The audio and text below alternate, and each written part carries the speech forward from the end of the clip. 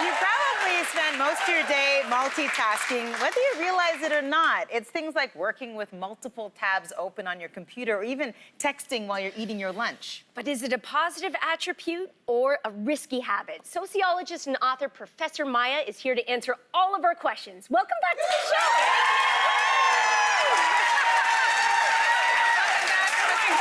I think it's safe to say that most of us think we're pros at multitasking, but I have a feeling you are going to say differently. So why do you believe that we can't be experts in multitasking? Oh my gosh, everyone thinks that multitasking is this badge of honor, and it's not. The research shows us the exact opposite.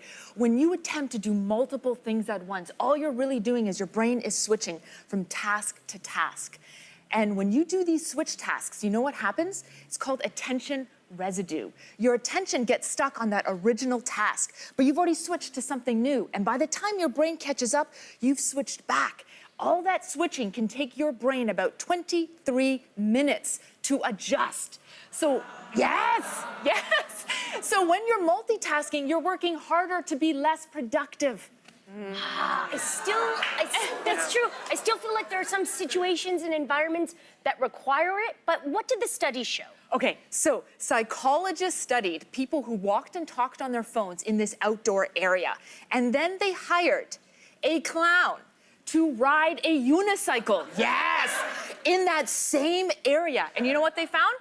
75% of cell phone users had no idea there was a clown on a unicycle in their way.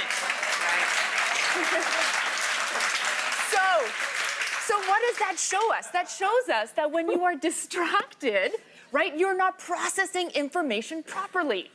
Okay, Maja, I believe you. I always believe you. I get it. I know the research and the stats support it. She doesn't. The thing is that I built my business on multitasking. Yes. I couldn't be on this show and run my business if Yes. I didn't multitask. So, should I quit this show or? Or am I an exception? Because I would have noticed the unicorn and the monkey on the whatever. Okay. Clown on the The bike. clown on the unicycle. The clown. So everyone thinks they are the one exception to the rule and that they can multitask. Science shows us 2% of people can actually excel at multitasking. That's Lainey. And Yeah, it really is. you may be part of that 2%. There's a test online. You can take it to see if you fall into that group. But 98% of us, the rest of us, we suck at multitasking. Yep. And the more we do it, the worse we get at it. Yeah, so I'm gonna give you an example. Such a great crowd, oh my goodness.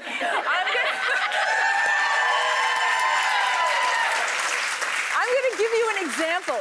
The average office worker gets interrupted every 12 minutes. Half of those interruptions are self-imposed. So you're at your desk, you're working, and then you randomly decide to check the weather, or maybe do a little online shopping, right? We've all been there. But Lainey, please believe me, I'm telling you, the more you multitask, the more you are training your brain to be addicted to the instant gratification of busyness. So what do you want? You want to focus on your phone, or you want to focus on your financial goals, your work goals, your relationship goals?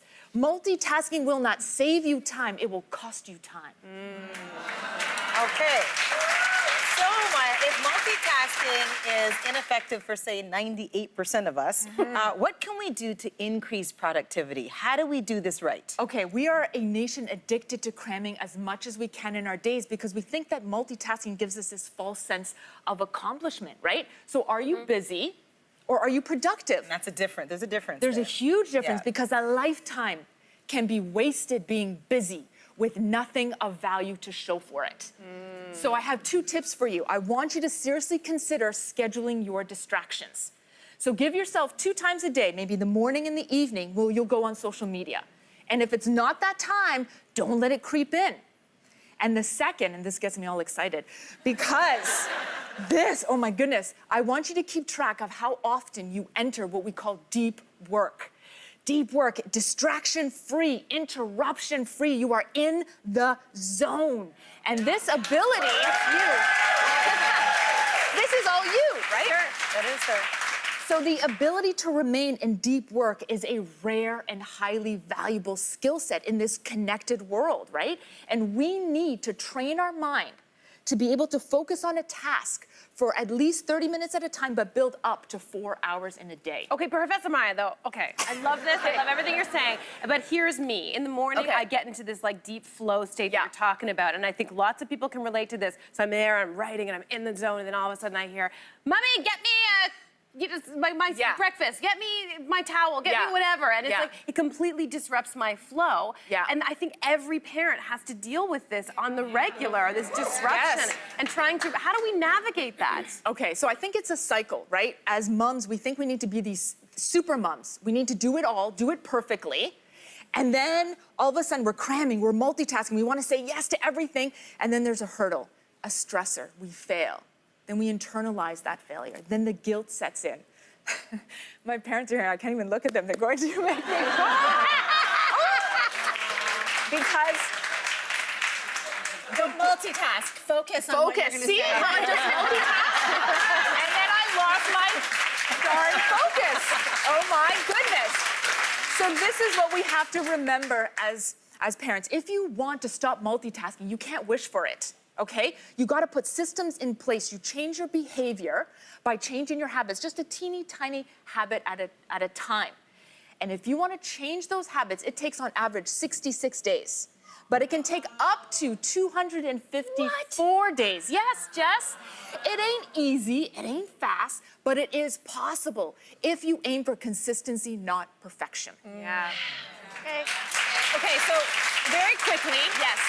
if productivity over busyness is the goal, Yes. then what are productive people doing that we can learn from? Tell people how to be more like me. Quickly. Okay, so the number one thing is they say no. Nope, not gonna do it. No, they say no so more good at no. often than they say yes. Because every decision you make either moves you closer or further away from your goals. So if you want to be productive, you got to be hyper aware of your people-pleasing tendencies. So you're not saying yes, yes, yes to everybody else, and then whoops, you forgot about yourself. Why everybody hates me.